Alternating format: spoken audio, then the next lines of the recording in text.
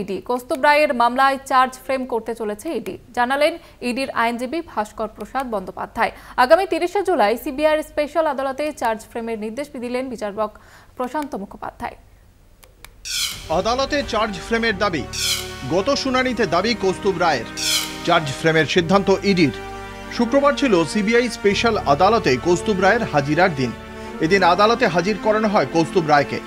বিচারক প্রশান্ত মুখোপাধ্যায়ের একক বেঞ্চ, ভাস্কর প্রসাদ বন্দ্যোপাধ্যায় ইডির আইনজীবী। দিল্লির অফিসারদের সঙ্গে রিভিউ মিটিংয়ের জন্য তদন্তকারী অফিসার আদালতে হাজির হতে পারেননি, তবে তিনি মেসেজে জানিয়েছেন চার্জ ফ্রেম করতে পারবেন।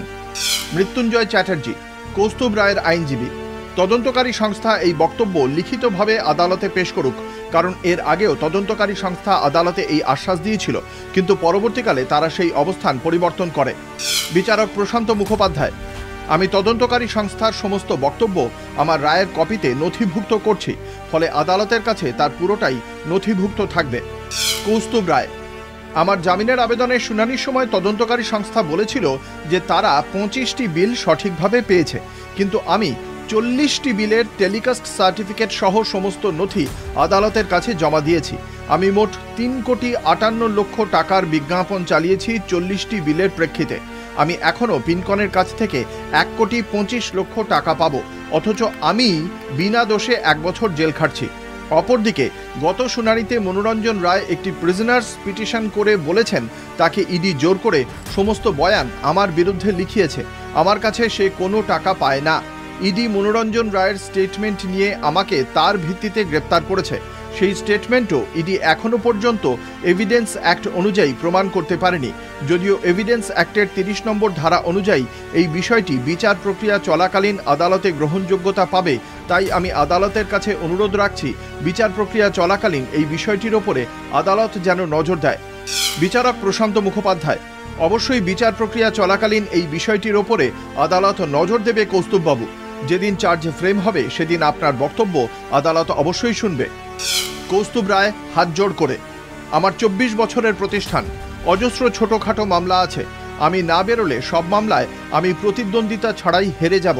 হাইকোর্ট সহ অন্যান্য আদালতে আমি মুলতুবি পিটিশন করেও আর সময় পাচ্ছি না, কারণ আদালতগুলি আর সময় দিতে চাইছে না।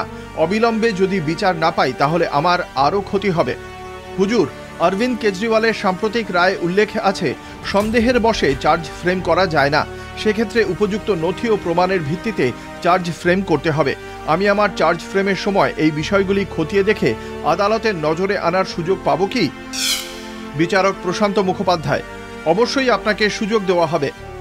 কৌস্তুভ রায়, হুজুর, আমি 2টি রায় রেফার করছি।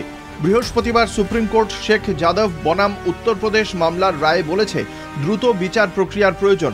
যদি দ্রুত ট্রায়াল শুরু না হয় তবে সংবিধানের 21 নম্বর অনুচ্ছেদ অনুযায়ী অভিযুক্ত জামিন পেতে বাধ্য। অভিযুক্ত যত বড় অপরাধী করে থাকুক না কেন, দ্রুত বিচার প্রক্রিয়া শুরু করা একজন অভিযুক্তের সাংবিধানিক অধিকার। আমার ক্ষেত্রে তো এখন 638 কোটি থেকে ইডির অভিযোগ কমে 1,14,00,000 টাকা হয়েছে। দীপক যাদব বনাম উত্তরপ্রদেশ রায় উল্লেখ আছে তদন্তকারী সংস্থার গাফিলতি থাকলে অভিযুক্ত জামিন পেতে বাধ্য। ধর্মাবতার, আমি এখন তাহলে কি করব?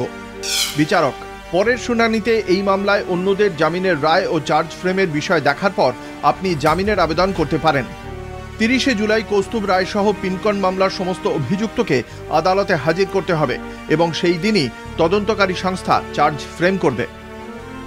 কলকাতা টিভি।